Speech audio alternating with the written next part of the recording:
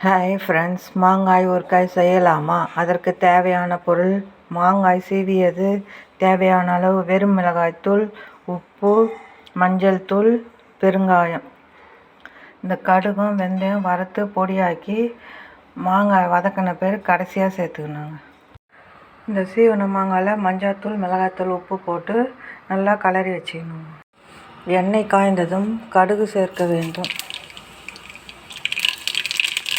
சிறிதளவு பெருங்காயம், பிறகு இந்த மாங்காய் சீவலை சேர்க்க வேண்டும். நன்றாக வதக்க வேண்டும். பிறகு இதனுடன் அரைத்து வைத்த பொடியை சேர்க்கவும். சேர்த்து கிளறவும்.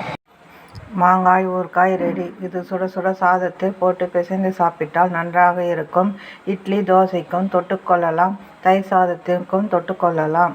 பிடித்திருந்தால் லைக் பண்ணுங்கள், ஷேர் பண்ணுங்கள், சப்ஸ்கிரைப் பண்ணுங்கள். வியூவர்ஸ், சப்ஸ்கிரைப் பண்ணுங்கள்.